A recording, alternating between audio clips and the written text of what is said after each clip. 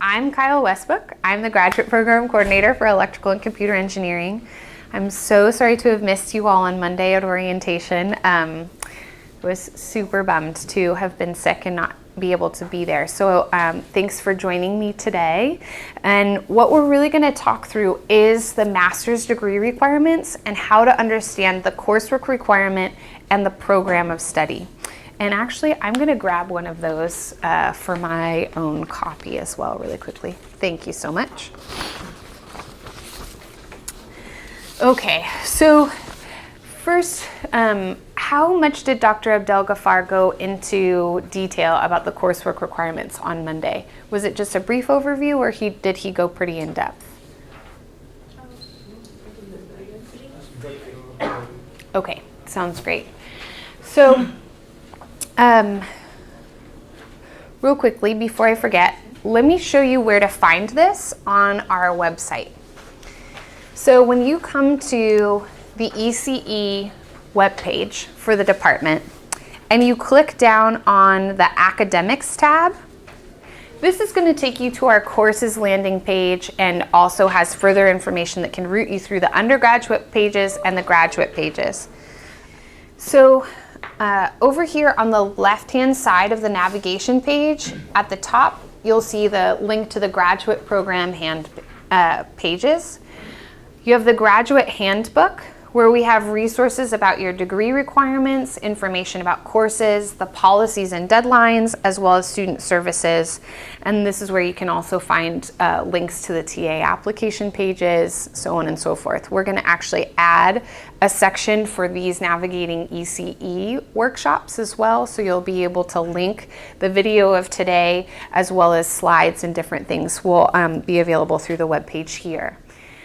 I don't know if Dr. Abdel-Ghaffar mentioned, but you are responsible for being aware of your degree requirements and meeting the expectations of those degree requirements. So those are posted online as well as available to our electronic handbook. That is something, hi, come on in, that you are going to want to make sure that you're checking back to. Grab a seat wherever you'd like. So you want to be sure that if you have questions, that you're referring back to what's written in the degree requirements, because that's what you're going to be expected to meet in order to graduate. So up here at the top, you'll see a link to the MS degree requirements. If you're in the integrated degree program, that's right down there. If any of you do have a bachelor's degree that's outside of electrical or computer engineering, and this means the field of electrical and computer engineering, you might have a bachelor's degree that the title is more specific, but it's still within that field, that's fine. But if you have a bachelor's degree in, let's say, physics or math or biosci or something like that, you're going to need to meet the students without a degree in ECE remedial course requirements, in addition to your graduate course requirements. Also on the left-hand side over here, you'll see graduate forms and documents. This is just a list of the various forms and documents that you'll need to use to progress through your program. One of the things that you'll notice is at the very top here is the forms for you in your first year. Then you've got your degree checklists. These were in your orientation packet, and then PDFs are available on the website.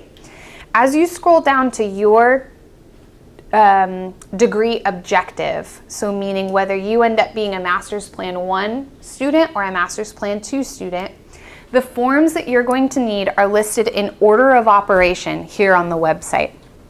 So if ever you have questions about where you are or what's next, this is a great way that you can come in and refer to, come in and have a seat wherever you'd like, what's next for you. And if there's a due date that's articulated in the degree requirements, that's also listed here underneath that form. So that's another way that you can kind of double check what's next for you. Okay, so one of the first questions that you might have is, I've been accepted to the master's program. Am I going to be Plan 1 or Plan 2? Right? So Master's Plan 1 is our thesis-based master's. Master's Plan 2 is the comprehensive exam-based master's. The answer is you and your major professor will decide which track is best for you. So it's perfectly acceptable for you to have an intention of which plan you're more attracted to. It's absolutely okay for you to say, my preference would be to do a thesis as a part of my master's, or my preference would be to do the exam route. It's also possible that you will either need to keep looking for a major professor that could help you pursue the track that you're looking for, or that if you are concerned, if you care more about who you get to work with, if that professor only has projects available for Master's Plan 2, you might say to yourself, I would much rather work with this professor, and together we'll choose the track based on the projects they have available. Either of those are perfectly okay and perfectly regular ways that students progress through the program. Yes? So the comprehensive exam, is it an actual exam or is it like a project? Because I'm a little confused on that. I missed Great question. No problem. Great question. So it's called the Comprehensive Exam Masters, but it is really a project. Okay. And that's articulated more clearly in the degree requirements. And great question. So real quick, we'll explain kind of the difference between the two master's programs. So UC Davis is a research institution. And so what that means is, as a part of your master's degree, you are going to conduct research and deliver a capstone requirement of either a thesis or a comprehensive exam in addition to your coursework. So there's going to be two major outcomes of your learning process. You're going to have classroom-based learning and also research-based learning. The major difference between the two tracks is the scale of how much coursework learning you do versus how much research-based learning you do will vary between the two. So the idea is that with a thesis-based master's, you're doing a much larger research project, and so you have a smaller coursework requirement, because the thought is that you're doing more of your learning through the lab and the research to put together your thesis. With a comprehensive exam, the idea is that you're doing more of your learning through the classroom and your courses with a smaller scope of a research project. The comprehensive exam masters, you'll probably be a little bit more autonomous and have a little bit more control over how quickly you progress through the program, because research is hard to schedule, you know, in the sense of when you are conducting research and helping contribute to the development of the field, you can't always predict the outcomes. And so sometimes with the thesis, you can have an idea of how long the scope of the project will take, but you can't necessarily schedule it in the way you can schedule in courses, if that makes sense. Hi, come on in, grab a seat. The handouts are just right over here. Hi, welcome. Thanks for joining us. So again, just in brief to summarize of the thesis, you're going to have a much larger scope of a research project. You're actually going to be writing a thesis. With a comprehensive exam, it's a smaller scope of a project. You are going to write a report for that project. The degree requirements recommend that that report is in the style of an IEEE paper, and then you're going to give a presentation to a committee on that project. So that presentation is considered to be your exam. So you'll give a brief presentation, and then it'll open up to kind of a question and answer period with the faculty, and usually that's done at the end of your term.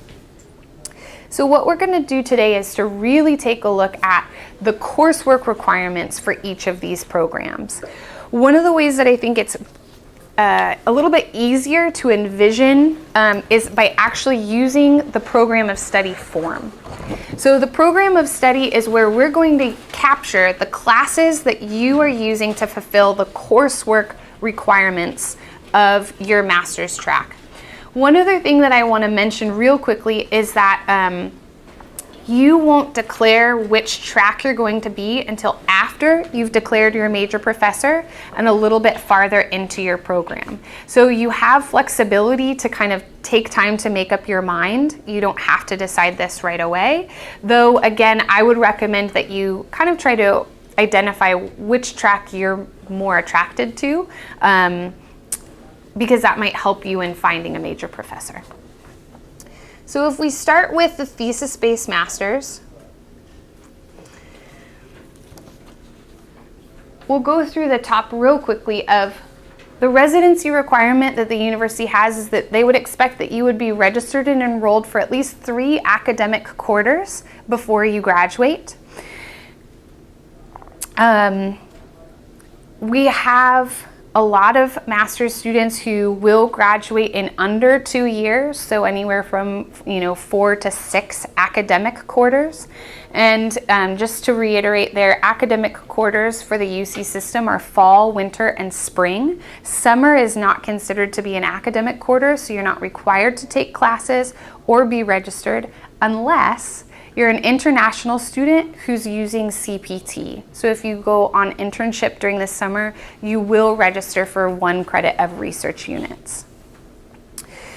Both of the master's tracks are going to be 36 units. Again, the difference is going to be the composition of those unit requirements.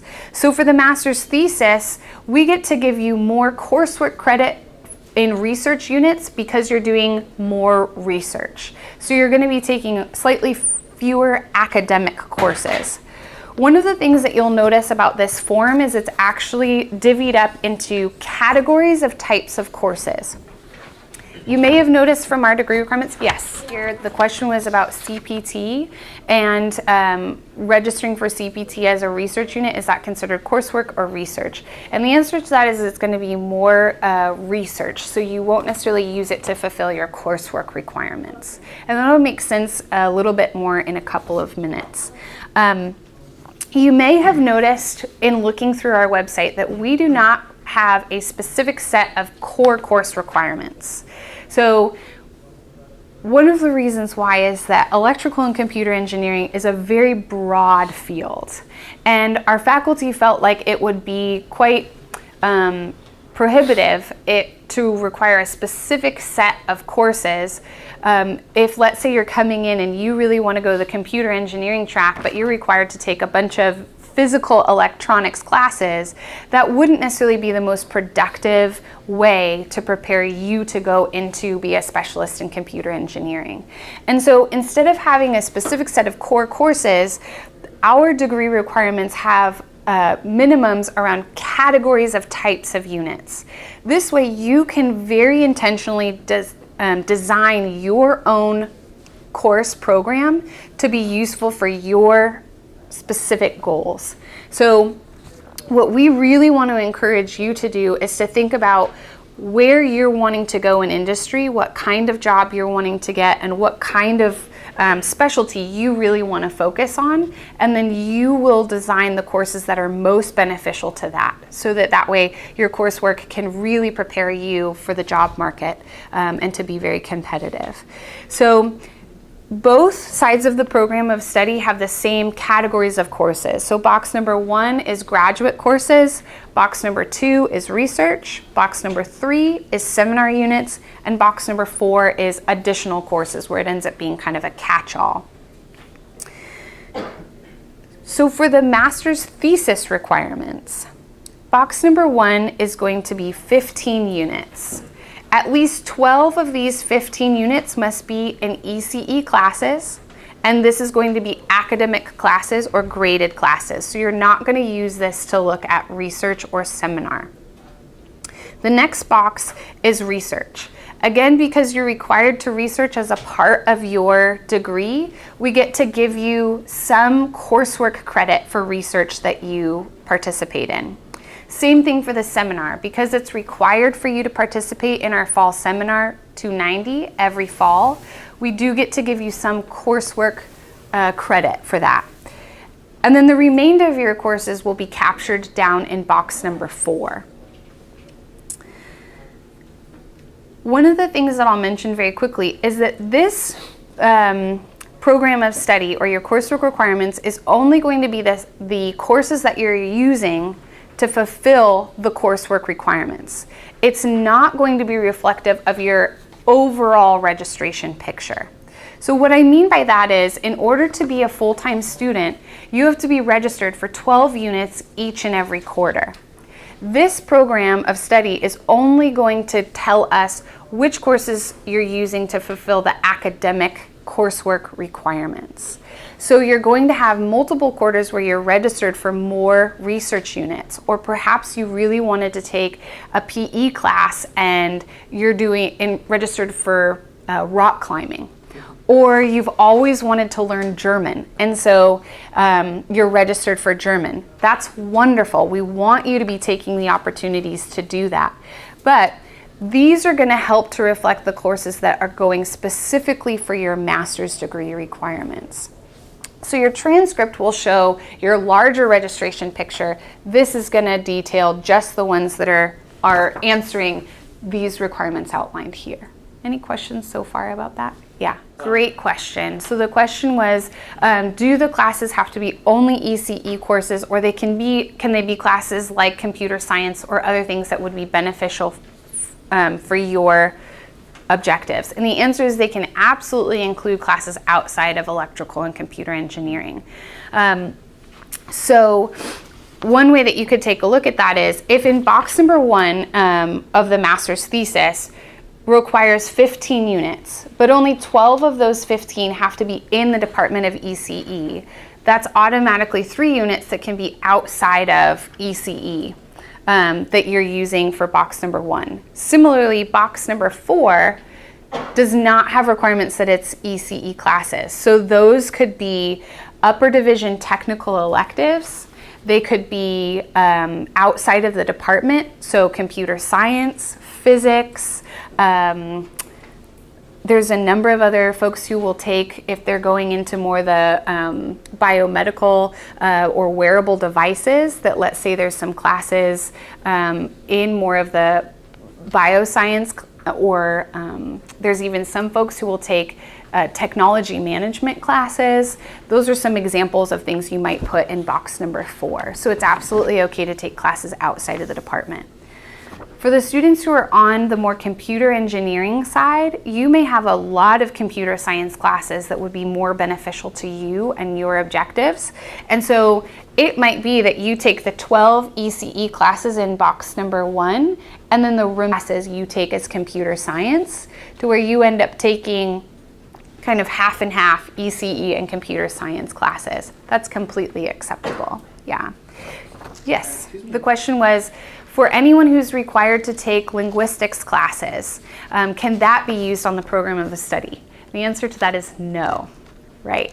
So that's a university requirement for your language proficiency preparedness, but it's not applicable to your master's in electrical engineering. So that's one where it's going to be on your transcript. It's going to help towards your 12 units of registration requirement, but you're not going to use it towards your graduation requirements. Even courses after the requirements, like there's 300, I think, linguistics, so it is not going to. Correct. And one of the other things that you'll notice, it's written in the degree requirements page, is that 300 level classes may not be used to satisfy the master's degree requirements. So realistically, and also lower division undergraduate classes. So lower division undergraduate classes are 0 to 100. Upper division undergraduate classes are 100 to 200. Graduate classes are 200 to 300. And then professional development classes are 300 and above. So for your graduate coursework requirement, you can use upper division technical electives, they don't even have to be technical electives, scratch that. Upper division elective classes or graduate level courses. Which means upper level undergraduate classes. Correct. And you could put that in box number 4. The question was if there's a cap on the number of undergraduate level classes that can be taken. I don't know if I would call it a cap, in the sense that you're welcome to take as many classes as you would like. But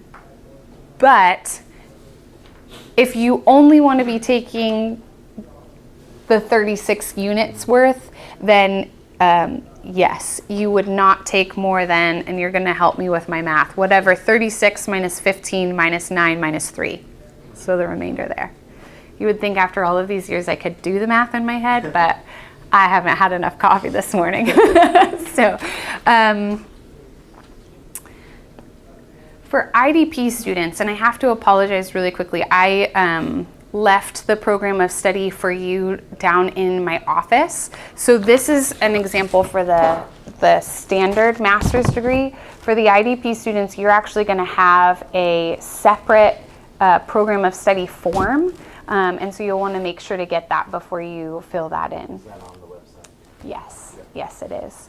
And essentially for the IDP students, that's our integrated degree program students, the 2 graduate classes you took while in undergrad status, there's a box floating above box number 1. You're going to list those 2 classes there. Those are going to stay on your undergraduate transcript. We don't want to remove those because those were used to certify your bachelor's degree. We don't want to invalidate your bachelor's, so we're going to report those in that floating box.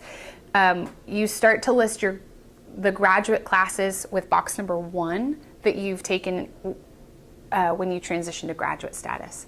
Did I say that in a way that made any sense? Okay, sounds good. Feel free, as I'm saying any of this out loud, if I'm saying it in a way that doesn't make sense, just holler, I can rephrase. Yes. So the question was for IDP students who took additional or extra classes while you were in undergraduate status that you want to transfer over to use towards your graduate program. How do you do that and where does that go on the program of study? So what you're going to do is after you have 1 quarter worth of grades here at UC Davis, so starting in winter quarter, you could transfer those from your undergraduate transcript to your graduate transcript so that you can use those for your master's degree.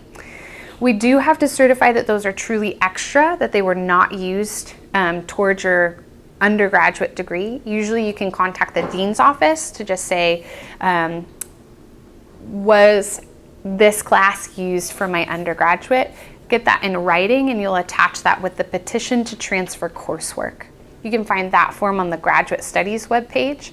So you'll bring in that petition to transfer coursework, a copy of your undergraduate transcripts, and that email from the dean's office, and then they'll be able to move those classes over to your graduate transcript, and you could use those in box number 1. You are not able to transfer over any undergraduate level classes that you took. It has to be some of the graduate level classes. Any questions about that? Great question. So the question was, of the classes that you're registered for that you're not using towards your program of study, what effect do they have on the GPA? It's going to depend on the grading scale of that class. So if you're taking a graded class, then it will be incorporated into your GPA, your UC GPA, except for lower division undergraduate classes. So if you take a lower division, there's a coffee making class as an example that a lot of people like to take, or even a brewing class, which is a really fun way to kind of try something new and help meet your 12-unit registration requirement. Those lower division classes would not be calculated into your GPA, even though it will show the grade on your transcript. Another example of that is lower division CS classes. A lot of people like to take some coding classes for their own professional development. That's perfectly fine for you to register for ECS 30, 40, or 60. You would not use that on your program of study, and it will not be factored into your GPA. But the grade will show up. And if you don't do well in the class, then it could put you on academic probation. It is possible with lower division classes for you to petition the grading option.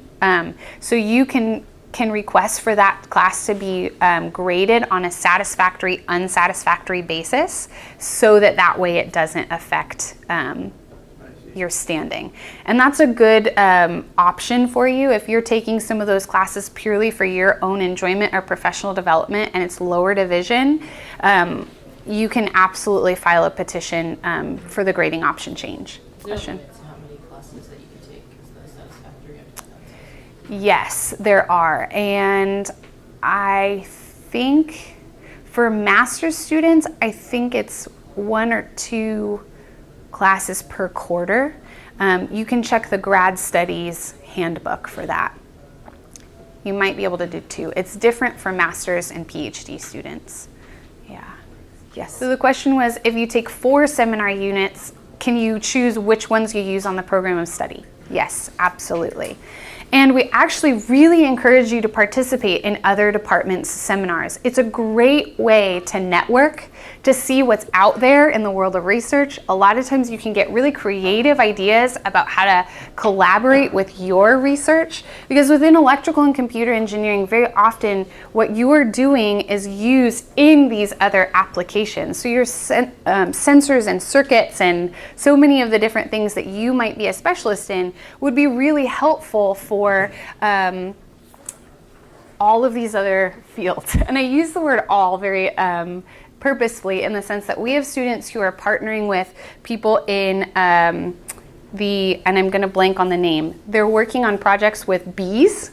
And sensing the behavior of bees, with wine making, so viticulture and enology, with a number of the other biomedical, with wearable devices and things like that. We have some students that are helping with textiles. So there's many ways and applications that you can use your research across campus. And a lot of times those department seminars can help you meet other people, can also give you great ideas.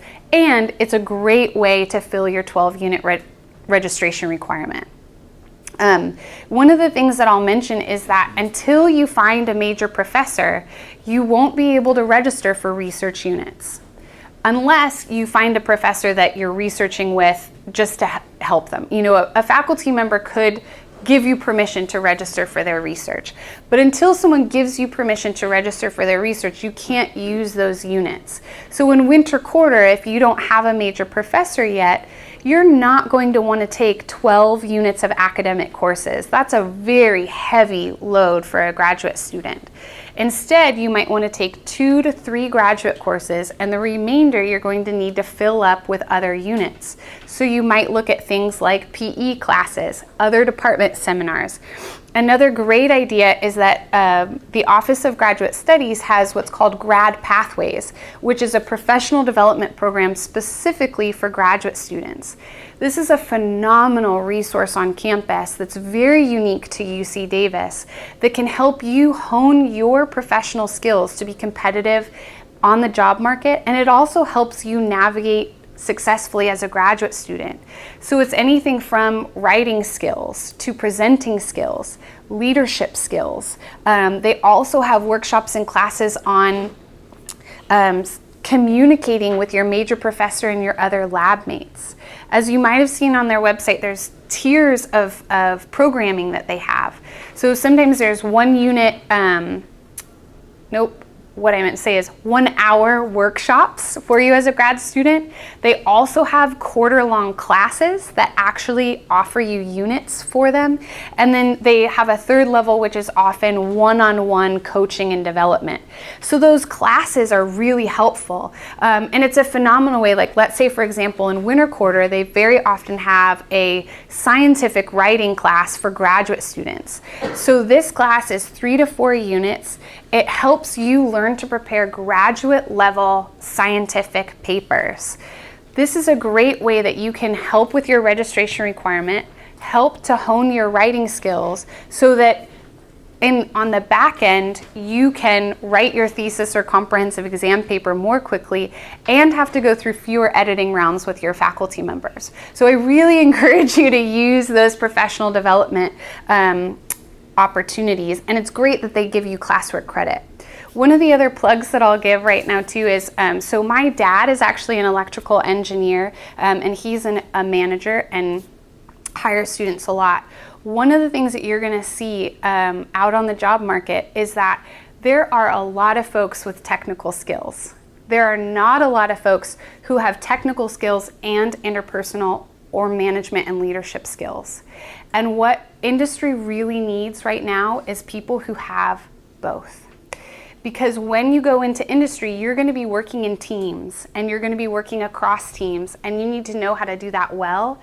And also, there's not that many folks who have the leadership skills to manage teams. So part of your professional development is the more leadership you can bring and develop, the more competitive you're going to be for professional advancement, which also means more money, bigger project, those sorts of things. So that's another way that Grad Pathways and these other seminars and using networking opportunities here on campus can make you not only competitive for your initial job on the market, but also for your long-term professional development. So that's my plug there. But my dad's in the middle of a hiring process right now, and he's actually pursuing one of our graduates. And one of the main reasons that he's going after this person so specifically is, again, because of that X factor, where he took the time to hone his communication skills, to lead as a TA, and those sorts of things. Because again, the technical skills are a dime a dozen, but what's going to help give you that edge is when you can show that you have that what's called X factor. And you can find lots of articles about that too if you even just Google it of, soapbox over. Kate Kreveling and I, the undergraduate program coordinator, we've actually done several presentations on this, so I could keep going. But instead, we should talk about your degree requirements. Let's look really quickly at the master's plan too.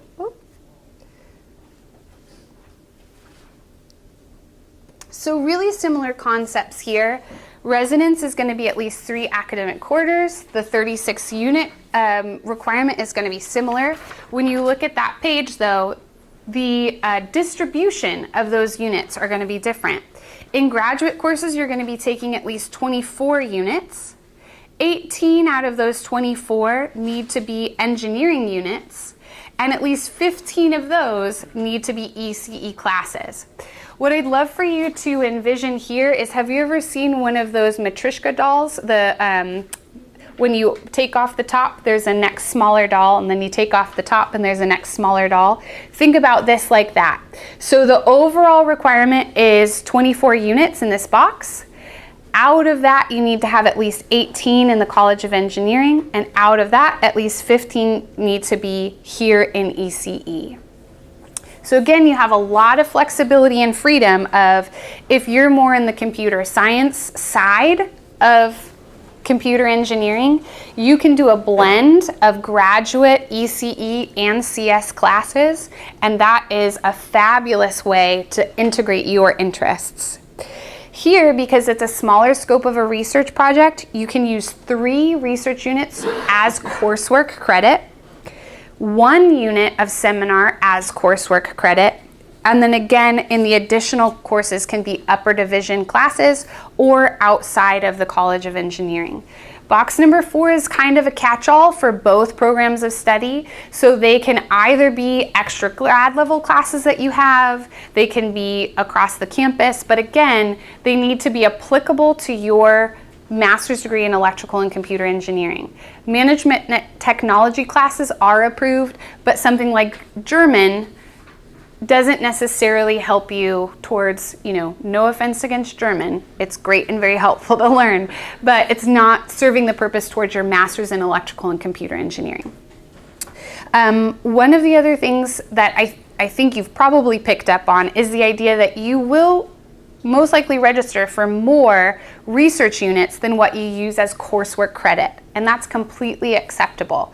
This program of study is, again, the snapshot of courses you're using to satisfy the coursework requirements. So every quarter, you're going to have a blend of units that you're registering for, and those research units are variable, so you get to choose whether you register for 1 or 16 units of research, though you would never really need to register for 16 units of research. Let me give an example. So oftentimes in your progression, there's going to come a point when you're done with your classwork and then you're really working on your research to finish up. During that quarter, you might be registered exclusively for research units. That's completely acceptable. It helps you maintain your full-time registration requirements. It helps you maintain as a full-time student. It helps you fulfill the research portion of your requirements. You're just not going to use it towards the coursework requirements on your program of study. Does that make sense? Cool. Yes? So box number 4, yes. Is there a minimum to the number of courses you can take there? Or? There's not a, sorry, let me do, here again you would do 36 minus 24 minus 4 would give you generally the number of units you can put there. These are minimums though. If you wanted to take more than the minimum, you're more than welcome. Yeah. Yes, great question. So how are the research units graded? As an SU grading, which is satisfactory, unsatisfactory. One of the things that you'll notice is they use different grading metrics for the undergrad versus the grad. So undergrad pass-fail classes are as pass-fail. And on the grad side, it's SU, which is satisfactory, unsatisfactory. It means the same thing, but has its own scale. I don't know why it can't be the same, but it's not. Yeah. For both of these programs of study, the way they fit into your progression is that you are able to select the classes that you are most interested in and develop the plan that you feel best meets your long-term objectives. When you find a major professor, you're going to review this draft with them. One of the things that I recommend is that you take your draft. This is, again, your intention. Graduate school is much more about your focus. You're the driver, and this is your long-term goals that we're looking to develop an individual plan for. This is not the professor builds the plan and gives it to you wholesale kind of a thing. So that's one of the ways that it's quite different from undergrad. So it's really best for you to develop your coursework plan, and when you have a major professor, take this plan to them and say, here's the classes that I've put together. Have a conversation about your long-term goals. What kind of specialty are you really looking to get into? What would be your dream job? And then together discuss whether or not these classes can help prepare you for that to be competitive on the market. That's a great way that they can help give you specific feedback, so that way if maybe there's a class you didn't know about, it's much easier for them to identify, ooh, you know what, based on that goal, this class would be a great fit for you. Let's change your plan a little, so on and so forth. But you're gonna sign this form, they're gonna sign this form, and then you're gonna deliver it to the ECE office, where our graduate faculty advisor and the graduate staff advisor are going to review it to make sure it meets all the technical requirements, and then we'll approve it. Once it's approved, you'll be notified that you're eligible to advance to candidacy. Advancing to candidacy is how we certify that your plan meets our degree requirements and that you're eligible to complete your degree when you're ready to file your thesis or give your comprehensive exam. That's another term that is kind of funny of what does it mean to advance to candidacy? Advancing to candidacy, again, is certifying your coursework plan meets the degree requirements. As far as your coursework plan and the due date, we would, come on in, grab a seat. This is something that, again, I would recommend drafting a plan with some options. Courses are subject to change, so you might not always get the first ideal draft. It's also up to you. Let's say there's a specific set of courses you really want to take, and one of the courses isn't going to be offered until next year. You can certainly choose to set your pace so that you get to take that specific course. Or if you care more about graduating within a specific period of time, you might change the courses that you take based on what's actually offered during this year. Both are okay. One other thing that I want to mention is about your progression of coursework and how quickly you take your classes. Some students will come and find a major professor fairly quickly, and you might find someone this quarter or maybe even next quarter and start researching on a project. At that point, it would be a good idea to integrate your classwork and your research units so you're not overloaded. And so you might take research and classwork all the way through to when you graduate. If you're a thesis student, there may still come a point when you're done with your classes and you continue just with research units, and that would be very normal. Other people maybe don't find a major professor right away, and it takes several quarters of taking classes and interviewing with faculty to find the right fit for you. For those students, you're going to maybe take your classwork up front so that you front load your registration with your academic coursework, you finish quite quickly. And then as you find a major professor, you're exclusively doing research units for maybe 1 quarter for your research project, and then you give your comprehensive exam. So it's very common for our Master's Plan 2 students to finish their courses in the first year, and then in the summer and fall quarter of the second year, finish up their research and graduate within 4 quarters. That's very, very common for our Master's Plan 2 students. Another reason where you might adjust with the timing of your graduation is whether or not you wanted to do a thesis or a comprehensive exam. There are some students that really want to do a thesis, and based on the scope of that particular project, they decide that they care more about getting to finish this project than graduating within a specific time frame. That's going to be, again, based on your interests and your long-term goals. That's okay. We're not going to kick you out if you didn't graduate in 4 quarters, kind of a thing. Like, you can take the time that you need to finish your research project. So the average for the students, how many quarters? I would say if we were going to put it into an average, we'd probably go with 5 quarters, because we have a lot of students who graduate in 4 quarters using the Master's Plan 2. And then the thesis students usually graduate in 6 to 9 quarters, just depending on the scope of the These project. quarters excluding summer, or? Excluding summer, correct. So just academic quarters. So that would be, 2 to 3 years is the norm. Yes. Great question. So the question was around what's the trends as far as Plan 1 versus Plan 2? The vast majority of students are Plan 2. Sorry, before I answer the next questions, one quick thing I want to mention is some projects are the design of the project and whether it's sponsored or funded will also determine the scope of the project and whether or not it's appropriate for a master's student. So there may be some research labs where the project that they have is only for a thesis because that's a funded project and the scope is much larger.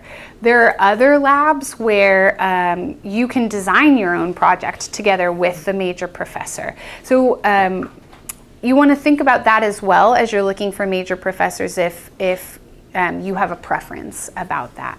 Yeah. Questions? Yes. I was just wondering, how if you go the Plan 1 route, thesis, is it more likely that you would be accepted into a PhD program here as well, or?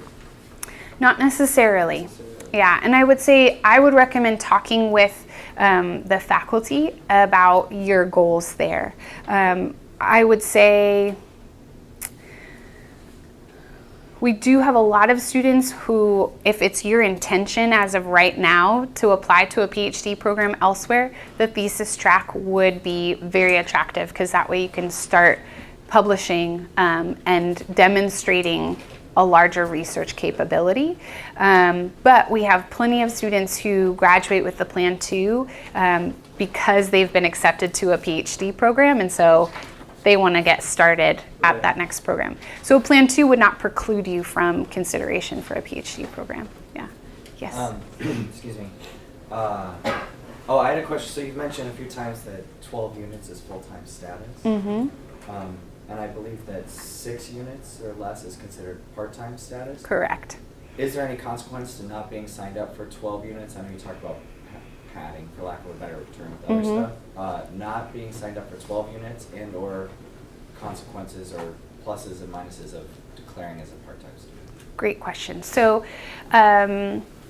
for part-time status, for domestic students, that's a, I almost want to call it a right that you have to declare if you meet the criteria of eligibility. So if you are working full-time, if you are a caretaker, there's a few other things there. Where if that fits your situation, you have the right to file that form and basically say, I'm going to go part-time. In that case, your normative time to degree usually doubles because obviously it's going to take you longer to complete your coursework, and you'd want to communicate very proactively with your major professor about your availability and expectations there. Because if a faculty member were let's say you entered into an advising relationship and their expectation was that you would be a full-time student, but you can only give part-time access, you don't want to have a disconnect of expectations from the outright. Whereas if you're very forward with that, normally you can be very adaptive, in your research schedule. So I would say it gives you the benefit of having expectations that are more realistic to what's going on in your life.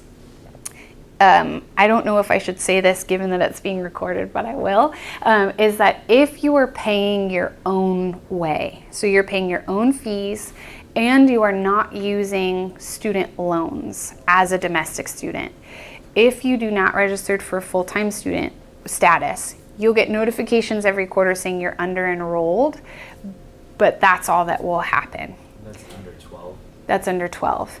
If you were using student loans, or if you were going to be funded, so if you were going to be hired as a TA or a GSR, or have a fellowship, you're required to be registered for 12 units in order for that to fund through to you, I believe, unless you've officially declared part-time status.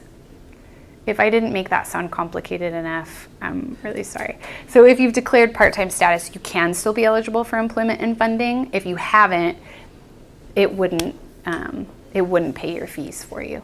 So there'd be a problem. Yeah.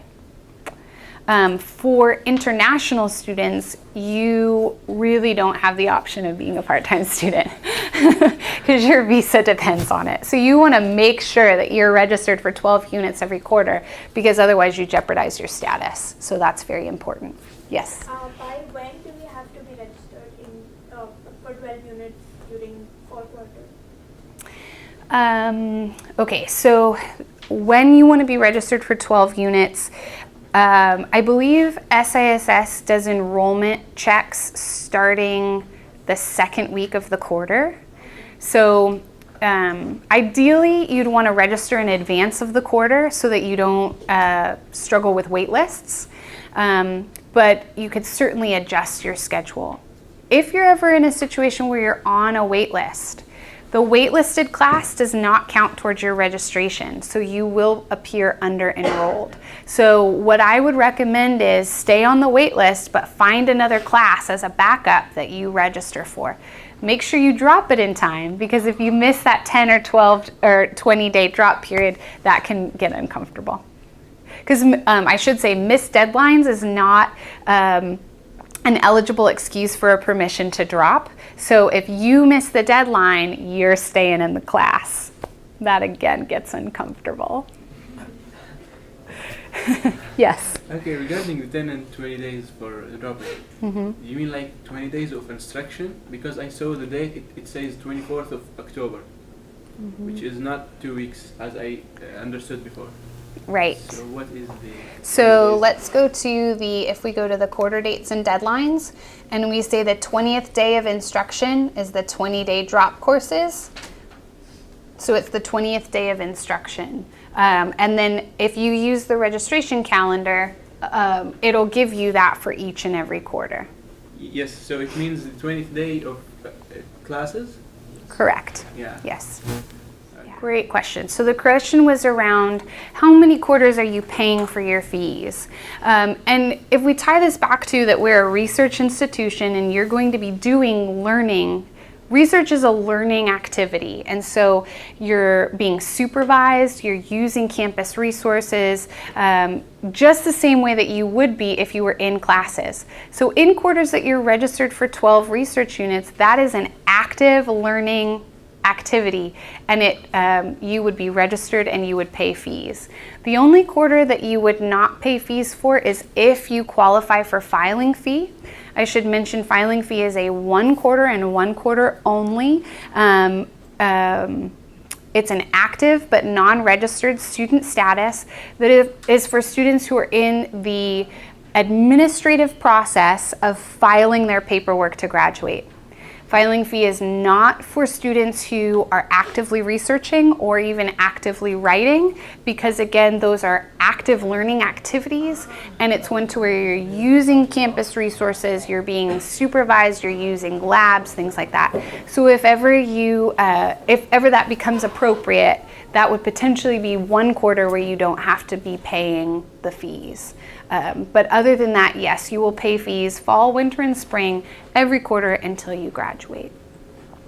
Great question. So when's the last quarter to decide on your major professor? You are always welcome to change if it's not working out or your research interests change along the way. We would expect that you would find a major professor by your third quarter, so by this spring. And Dr. Erkin Shaker, our graduate faculty advisor, is going to give a workshop next week on finding a major professor. I strongly encourage you to go to that workshop. At that workshop, he's going to talk more about the expectations for 290C and what happens if you don't find a major professor this quarter. Because for some folks, it's perfectly reasonable for a faculty member to say, I'd really like you to take my class and see how you do before we talk about, any further about you joining my group. And let's say they don't teach until spring. We're not going to penalize you for that. We want the finding a major professor, in many ways, it needs to be organic and natural to developing that advising relationship, and so it's okay that takes time. So Dr. Shaker will talk more about that at next week's workshop. Great question. So what is 290C? So here's some more ways that we like to confuse you, because several classes that will be regularly in your registration is 290C is for advising and group meetings. 299 is for research. 290 is different altogether. It's our department seminar that we run every fall. Your first one will be today with Dr. Katehi. So we get to give you one coursework credit for the time you spend there. So one of the benefits is that we can give you coursework credits for some of these activities to account for the time that you're spending doing those. So once you join a research group, you're going to have group meetings and advising meetings. So we get to give you one unit for that every quarter once you find a major professor. 299 is variable. You can adjust those units. For 290, that's just one unit every fall quarter. And then if you join another department seminar, you may be able to register for their unit as well. I should mention, if you decide to take seminars outside of the department, it's most appropriate to contact the instructor for that. Identify yourself and make sure that it's okay for you to register for their class. As an example, sometimes computer sciences seminar appears on the registration calendar, but they do not give units for that seminar even to their own students, so you cannot register for a unit for that seminar, but they would love for you to attend and participate. So that's the difference of those. So 290C, we have to take. When do we have to take it? 290C, you're required to take this quarter with Dr. Amrita Raja. Sorry, let me take that back. Dr. Amrita Raja was our previous grad program chair. Our grad program chair starting this year is Dr. Khaled Abdel Ghaffar. He is section number 1. You want to make sure that you're registered with his section of 290C. That's how we help track to make sure that you find a major professor and help give you the credit and time. And then once you find a major professor, you'll begin registering for that major professor section. Each professor has an individual section for the variable unit classes of 290C and 299 for every graduate program that they belong to. So that way they get to give you a grade for the time you spend advising with them. Yes? Sorry, one last question about 290C. Yes. Dr. Abdel Ghaffar, he mentioned that there is a research course that is available to every student for this quarter. It's a MATLAB 1-unit course provided by Dr. Andre. Yes. Yeah, so for that he asked me to register for another 290C section. So that is going as 2 units for my 12-unit. Yes, that's perfectly acceptable. Right. So for this fall quarter, just to reiterate, Dr. Andre Knussen is running a MATLAB course, which we strongly recommend you take. he is offering a unit for that, and you can register. I can't remember if it's 290C or 299, whatever instructions they gave you at orientation. And so it's perfectly acceptable for you to be registered for 2 sections of 290C this quarter. That can both be units helping towards your full-time registration. For those classes, you would not use those for your program of study, so those won't go towards your coursework requirement. Okay, one last thing that we do need to talk about, and I apologize, real briefly, the second flyer or handout that you have is the restricted course list. One of the things that you'll notice and let's go through to your degree requirements real quickly. So again, when we go to the ECE homepage, you click on the Academics tab. This is going to get you through to our Graduate Handbook. When you click on Graduate Handbook, this has links to your degree requirements that you are required to be responsible for and meet. When you click on Master's Degree Requirements, this walks you through the entire progression. So this is written out in paragraph form of everything we've talked about today, or we've really focused on the coursework section. So when you scroll down, Section 2 here describes Plan 1 and Plan 2, the difference between them. One of the things that you will notice just very briefly is the standard of scholarship, to where the lowest grade you could use on your program of study is a B-. You may not use a C+ or lower to satisfy your coursework requirements. And it also has to be an S. You also need to maintain at least a 3.0 in order to graduate. As we scroll down a little bit farther, here's a graph version describing that for you in case you're more of a visual learner.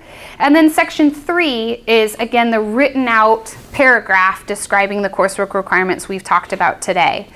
Here in this paragraph, this third paragraph, it describes courses that may not be used to satisfy the coursework requirement. And it says, courses required for the ECE undergraduate degree or the following courses may not be used.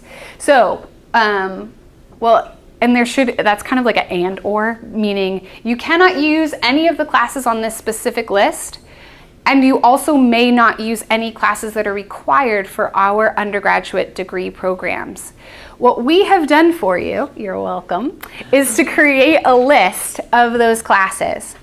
You are also welcome to check the undergraduate course catalog for required courses. This is just a little faster. We will post this to the website. So it reiterates the paragraph at the top there. It also outlines for you courses that are currently required for the undergraduate degree. And then there's also a few additional notes here because there are some undergraduate classes that are cross-listed or the CS equivalent of the ECE class. And there's some restrictions on how you can use those here. So when you're registering for undergraduate classes, make sure you cross-reference this sheet, because it is unfortunate if you register for a required course and then have to take more courses. You are always welcome to register for one of the required courses as an extra class if you would like it or need it for your own professional development, but it cannot be used to satisfy your graduate coursework requirements. Any last questions? Yeah. The 290C, we need to take it this quarter, correct? Correct. Otherwise, we can't do it ever again. That it's not saying that you can't do it ever again, but you are required to take it this quarter. Okay. Even if that means you end up being registered for 13 units. We don't have many explicit requirements. Mhm. That is one. Okay. Yeah. And then 297, you have to take as well? Or no? That's not. So this I missed sentence the is saying, orientation, so- this section is saying no more than 3 seminar units. Some departments offer their seminar as a 297 instead of a 290. So basically what it's saying here is if it's a seminar course that's a 1-unit lecture that you get as satisfactory, unsatisfactory, that needs to be listed in box number 3 of your program of study. And depending on your degree objective, you can either use 1 seminar unit or 3 seminar units to satisfy your coursework requirements. Thank you all so much for coming. Have a great quarter, and we will post this to our website in case you want to refer back to it. All right?